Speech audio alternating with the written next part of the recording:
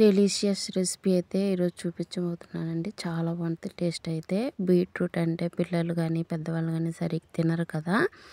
దానిని కొంచెం డిఫరెంట్గా సూపర్ టేస్ట్తో మంచి రెసిపీ అయితే చూపిస్తున్నాను. సింపుల్గా చేసుకోవచ్చు. బీట్రూట్ తినని వాళ్ళు కూడా అంత బాగా తింటారు. చాలా బాగుంటుంది. రోటీ చపాతీ రైస్లోకి దేంట్లో కానీ సూపర్ కాంబినేషన్ కర్రీ బాగుంటుంది. ఇదైతే ఫస్ట్ అయితే నేను 3 బీట్రూట్స్ అయితే తీసుకున్నానండి. పీల్ ఆఫ్ చేసుకొని వాష్ చేసి తీసుకున్నాను. చూడండి ఇట్లాగా చిన్న కట్ చేసుకోండి. చాపర్ ఉంటే చాపర్లో అయినా కట్ చేసుకోండి. తర్వాత ఒక మిక్సీ జార్ తీసుకొని మిక్సీ జార్లో కొంచెం కొబ్బరి అండి, దానికి మనం తీసుకునే దానికి దగ్గర కొబ్బరి తీసుకొని పొడి చేసుకోండి. ఫస్ట్ పొడి చేసుకున్న దాంట్లో పచ్చిమిర్చి, కొంచెం పసుపు, కరివేపాకు వేసుకొని మళ్ళీ ఒకసారి మిక్సీ పట్టేసుకోండి. మిక్సీ పట్టుకున్న దాన్ని పక్కన పెట్టుకొని మళ్ళీ ఇంకొక ప్యాన్ తీసుకోండి. ప్యాన్లో కొంచెం ఆయిల్ వేసేసుకొని దాంట్లో జీరా, ఆవాలు, మినపప్పు, శనగపప్పు మనం పోపుకి పెట్టుకుంటాం కదండి మిక్స్డ్, అవన్నీ వేసేసుకొని దాంట్లో ఇట్లా సన్నగా కట్ చేసుకున్న ఆనియన్ అయితే వేసుకున్నాను. ఆనియన్ వేసుకొని ఇట్లా ఫ్రై చేసుకోవాలి. కొంచెం మెత్తగా అయ్యేంతవరకు ఫ్రై చేసుకొని దాంట్లో కొంచెం కరివేపాకు వేసుకొని ఫ్రై చేసుకోవాలి. కొంచెం కరివేపాకు కూడా వేసుకొని ఫ్రై చేసుకోవాలి. సింపుల్ రెసిపీ, ఈజీగా అయిపోతుంది. ఈ వీడియో నచ్చితే ఒక చిన్న లైక్ అయితే ఇవ్వండి. చాలా బాగుంటుంది. డెలీషియస్ రెసిపీ అండి. దాంట్లోనే కొంచెం ఫ్రై అయిన తర్వాత మనం కట్ చేసి పెట్టుకున్నాం కదండి బీట్రూటు, దాన్ని వేసేసుకుంటున్నాను. బీట్రూట్ చిన్న ముక్కలు కట్ చేసుకున్నాం కదా, అదంతా వేసేసుకొని కొంచెం మగ్గనిచ్చుకోవాలి. కొంచెం ఫ్రై చేసుకున్న తర్వాత సాల్ట్ వేసుకుంటే ఇంకొంచెం త్వరగా మగ్గుతుంది అనమాట బీట్రూట్ అనేది. సాల్ట్ వేసేసుకొని ఇంక నేను కొంచెం సేపు మొత్తం మిక్స్ చేసేసి ఒక మూత పెట్టేసుకొని కొంచెం మగ్గనివ్వండి. కొంచెం వాటర్ అంతా దిగేదాన్ని త్వరగా స్మూత్ అవుతుంది అనమాట ముక్క అనేది.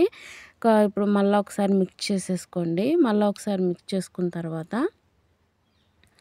చాలా రెసిపీ అయితే సూపర్ ఉంటుంది. దాంట్లోనే కొంచెం పెప్పర్ పొడి అండి, పెప్పర్ పొడి కొంచెం వేసుకున్నాను. దాంట్లోనే మనం మిక్సీ జార్లో మిక్సీ పట్టుకున్నాం కదండి కొబ్బరి పొడి, పచ్చిమిర్చి అదైతే కొంచెం అది పట్టింది వేసేసి మళ్ళీ ఒకసారి మిక్స్ చేసేస్తున్నాను. మిక్స్ చేసుకున్న తర్వాత పెప్పర్ పొడి ఇవన్నీ వేసుకున్నాం కదండి.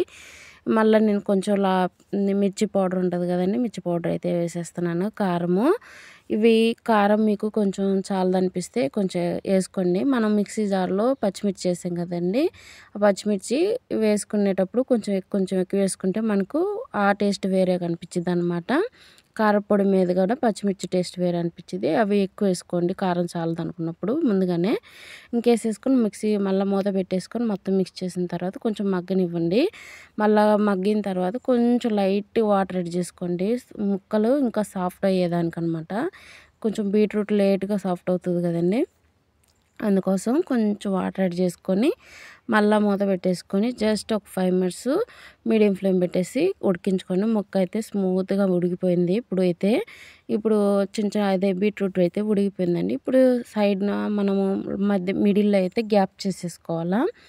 మిడిల్లో గ్యాప్ చేసేసుకొని బీట్రూట్ అంతా సైడ్కి చుట్టూ గ్యాప్ చేసేసుకొని మిడిల్లో దాంట్లో మీరు బీట్రూట్ ఎన్నైతే తీసుకుంటారో దానికి తగ్గట్టుగా ఎగ్స్ అయితే తీసుకోవాలన్నమాట. నేనైతే 3 ఎగ్స్ తీసుకున్నాను. కరెక్ట్గా సరిపోయింది నాకైతే.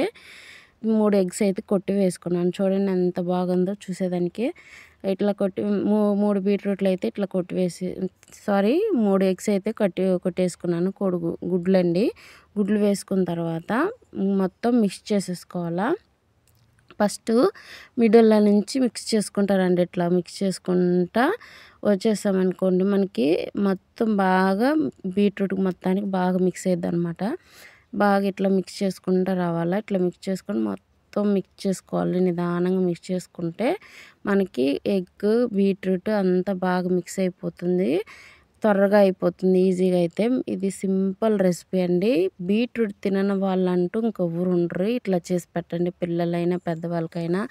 దీన్నైతే అలాగే ఫ్రై చేసేసి ఇలా చేసిస్తే స్పూన్తోనైనా తినొచ్చు, అంత బాగుంటుంది అనమాట.